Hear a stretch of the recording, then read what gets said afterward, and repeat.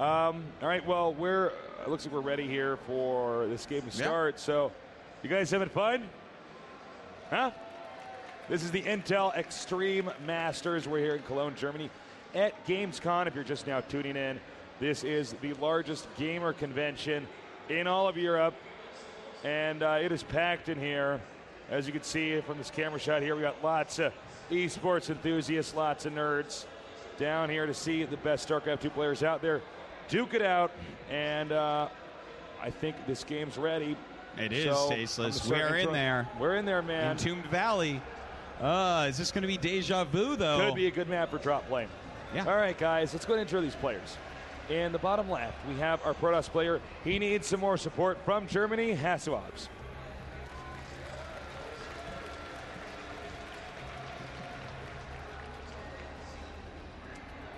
And in the upper left, we have our Zerg player, the brother of Lucifron, a dominant player using drop play. Give it up for VortiX.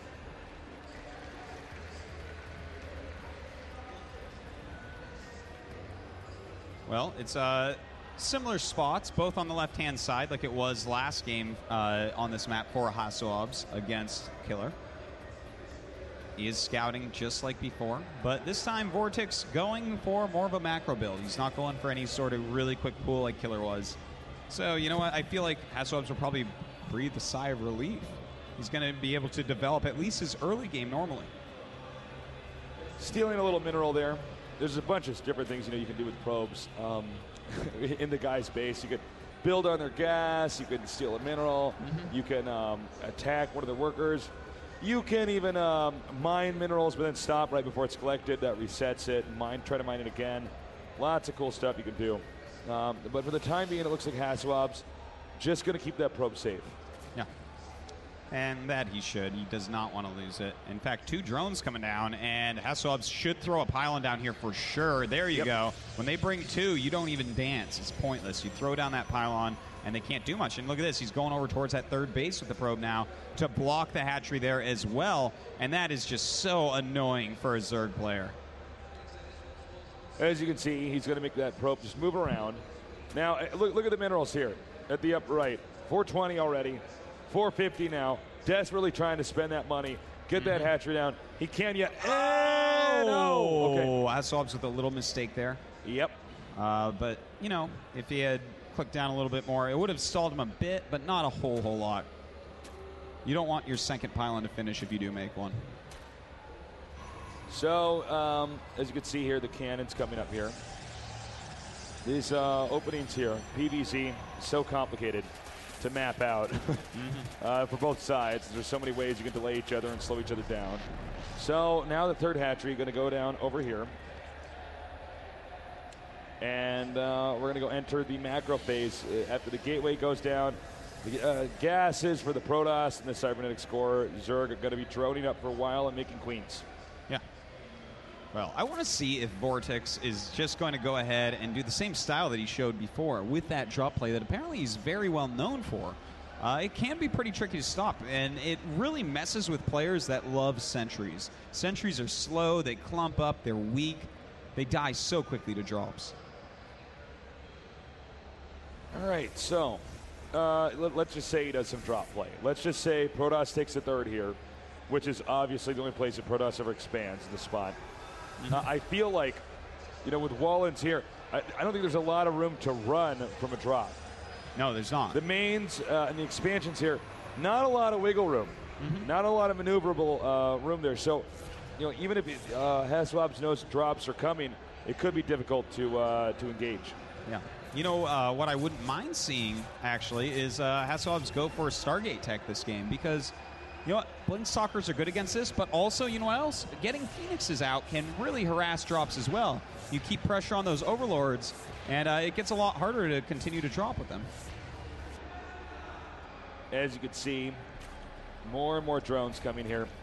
And only, actually, a little bit sooner than I thought he was going to get a few more drones before getting the gases, but I guess not. And, they're just going to power up. 38 supply to 45. Remember in that last game we saw Hasu actually get so behind, or maybe I should say VortiX got so ahead in supply. It was insane. I normally don't see a 20 supply lead when the Protoss is only at 70. Well, we'll see if we see that again, Tasteless. Hasu right now, do you think he's just gearing up for the third base? He's getting the +1. You know, he's taken third bases before here in each game, in fact. But he didn't get his third gas this game, which kind of throws me off because he's been doing that in every other PvZ that we've seen in this tournament so far. You know, that's a good question. I don't know. Well, here's what we do know, though. He's going to go ahead and expand here in a second. He's going to have the minerals stocked up. Well, as I say that, the probe's going to turn around. He should have 400 minerals soon. This Zergling's going to try to get in the way. Zergling speed will be done soon as well. And once again, Hasu with the same build order, pretty much. I mean, not getting that third gas as quickly, but it's got that +1 attack, the 3 gates, the Twilight Council, and it's really looking, the Nexus just dropped down. So almost exactly the same build from him time and time again. Will it work this time, though? Again, also note, even going down to that very close similarity, no creep tumors. Not one. That's true. So yeah, this looks like it should be the identical build. We'll be able to know for sure if we see drops. Oh, you all right, buddy? Tasteless, yes. Sounded like somebody was shooting a musket, but that was actually Artosis coughing into his mic. No, actually, I just shot a musket. Okay, I'm shooting a musket here at GamesCom. Yeah. This place is crazy. Robotics facility now on the way. Again, you know, Hasu, his style, he prefers to get that later robotics facility, at least from what we've seen so far at this tournament. Oh, and some speedlings, a lot of speedlings, in fact, making it into the main base. And they aren't really going to find all that much, to be honest. This is not like a surprising bunch of things. Yeah, the main base is basically empty. Yeah. But if he's going to go for drops, he's going to know, oh, there's actually all the structures are clogging up this area. So if he does do that drop play over here, yeah, that could be helpful. Escape. Yeah. But don't forget, though, Blink and +2 on the way. So both those things very good against drops. But instead, VortiX is actually getting a Spire, which I find very surprising because he sees that there is Blink and upgrades on the way. Huh. Well, how many sentries do we have? We have none. None. So he might survey the situation and say, you know what actually sucks if you just have stalkers is mass mutiling. You know what? The Lings really do help out. If they don't have Storm or Colossus, basically if they're just on Stalkers, which is really good against drop play, then Ling Muta can do very well. So maybe that is exactly what he's going for, Tasteless. He's saying, you know what? I think that Hasu is kind of countering me, so why don't I counter him back a little bit?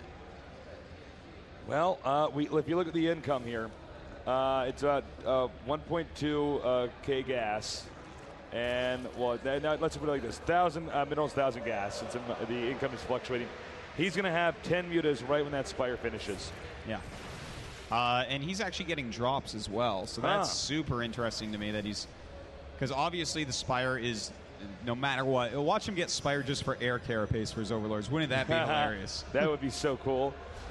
Now, as you guys can see, he's got all the Overlords bunched together, which is normally what happens whenever you're doing drop.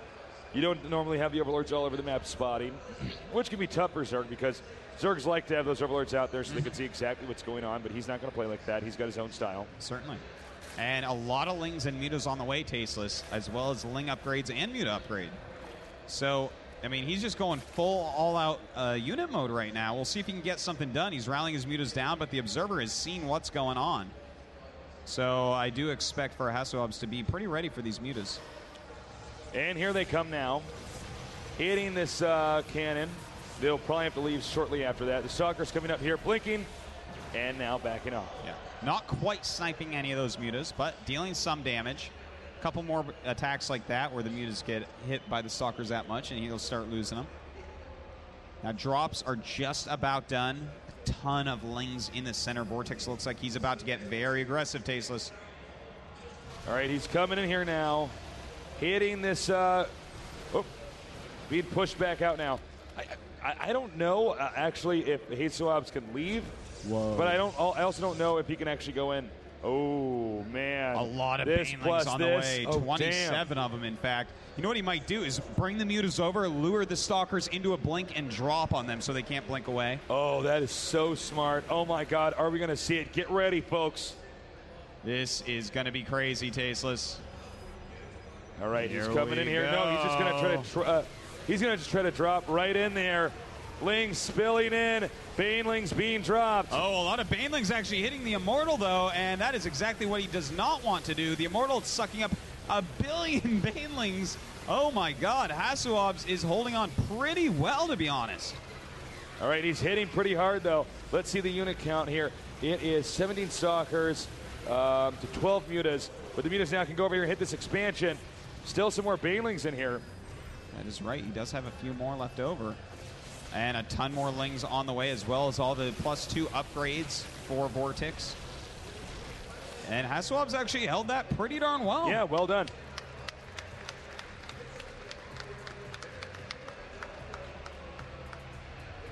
All right, so +3 on the way for Hasu. He is making some more Immortals. Of course, very good against Baneling drops. Those Banelings, they hit the hardened shield, only do 10. It takes 10 to get rid of that, and then God knows how many more to get rid of the rest of the Immortal hit points, man. It's quite a few, I feel like there should be a strategy. If like, somebody goes for Banelings and you have a Warp Prism, is to fly an Immortal into the Baneling group and just drop the Immortal on it. Oh, yeah, absolutely, you know, man. There's eats nothing up all the funnier than walking around with 2 DTs and making them into a Archon right next to a pool of Banelings. Yeah, yeah. It's crazy. Yeah, the Immortal takes like 25, I want to say, Baneling hits to I kill, think it's actually 27. Oh, okay. I'm not even joking. I think that's actually the number. It's something ridiculous. Well, I hope you wouldn't be joking, because it's not a laughing matter. It's not a laughing matter at all, Artosis. All right, so Zerg's going to max out again. By the way, 4th base completely secure. VortiX looking very scary here, man. And you know what? One big props to Hasu is he has an observer in the main base of VortiX to watch the layer timing. Is he going to go into Hive? And when they go into Hive, that puts a clock on Protoss. But before then, if they're just sitting on layer, you're actually okay. You can continue to tech up, continue to mass up. You don't have to move out right away. And in fact, that's what he's doing. Hasu is continuing to defend and going for Psystorm. But just as I said that, the Hive does begin. All right, and of course, Hasu does know. So, we'll see when Hasu wants to take his 3rd. It will be over here, which he's watching to make sure no Lings will know when he goes go there. At the same time, though, you know, VortiX is maxed out.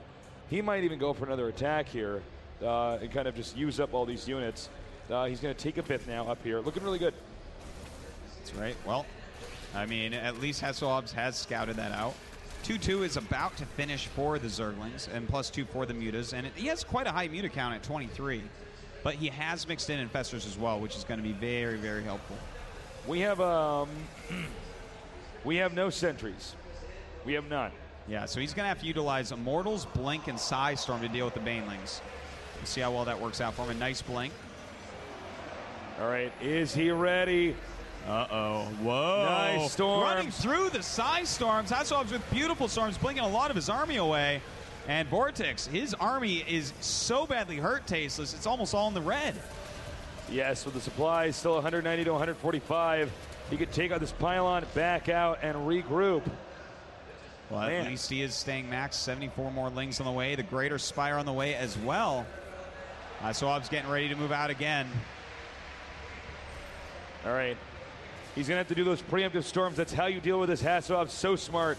See, he just lays down those storms. You have to run away. If you attack into him, he just throws down some more storms, and everything you have just gets chewed up. So nice job there. That's right. Looks like he's going in for a little Snipe. Ling flank. Oh, yeah, he's going to get it. Very nice snipe. Train that many Lings for a High Templar with a storm on it. Good deal. Right now, 7 High Templars out. 1 Archon here wouldn't hurt either with all the Lings and Banelings. You know, VortiX is so crazy aggressive. He doesn't even have a single Spine Crawler, and he's going up to Broodlords. Very rare to see. And here we go. He's going to roll forward, killing off some of these Stalkers. Nice fungal growth. And pushing Hasu back, which is exactly what he wants. With 8 Corruptors on the way, as well as a Greater Spire, if he actually gets those out. Oh, he's going to go into the main. And he can get up in there. Oh, man. And start killing probes. Meanwhile, we're probably going to see an attack from this army over here, down here to deny the expansion. And I got to say, he's doing a great job of buying time, but Hasu realizes at this point that is exactly what he's doing, and he is moving out across the map. 6 Broodlords on the way. They are so critical here, Tasteless. All right, Infestors coming up. Banelings and Zerglings getting ready. Can Hasu push through? VortiX very calculated about when he's going to attack and where. Nexus completes. Probes again transferred too soon here. Stargate, he's probably going to go for the mothership tech pretty soon here. Yeah, he definitely could. With these Broodlords out, most definitely. Uh-oh, Tasteless. This is getting close. It's pretty close. The location boiling of more. point is here, Tasteless. Yep. All right, so Hasuobs has to somehow stay alive. He has to get great storms off. These Banelings are very frightening right now. Great storms so far.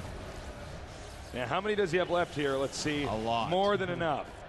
Yeah, if he hits these just right, he should be fine. Oh, storming the Observer. Got to be careful. Barely not hitting that. And don't forget, if he blinks under, then all the Banelings and Lings will just connect immediately. Oh, nice feedback. Just went down. Killing off one of these closer. Infestors. And Getting a nice closer. blink in, and here we go. The Banelings going in, so many fungal growths. And with those Immortals at the front, they will suck up the rest of these Banes. And in fact, the Stalkers, can they come out on top? I think with this warping round, it will be enough to drive him out. Then again, no, excuse me, I forgot about the Broodlords over here closing in now and driving that army back. And it looks like that's going to be the end of this expansion.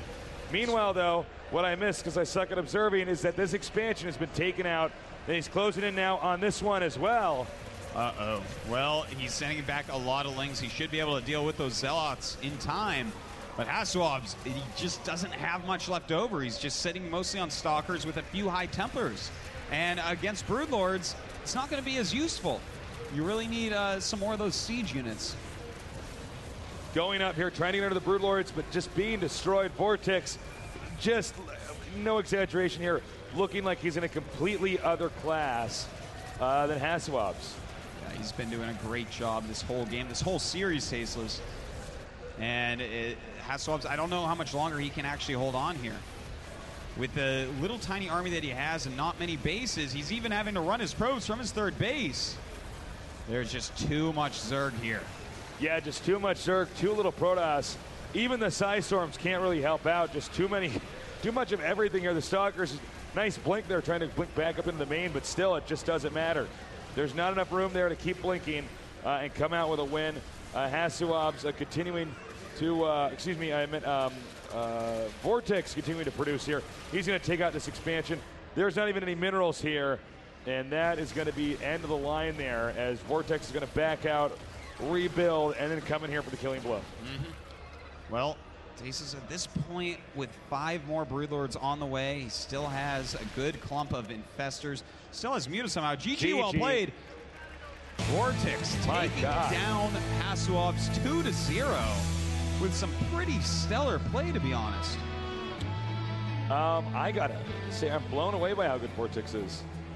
Yeah. Hasuobs is a good player, but he made that work. He doesn't care about creep tumors, guys. No. How many Zergs do you know who focus on builds like that? No, he spends all of his speed attacking, moving around the map, being aggressive.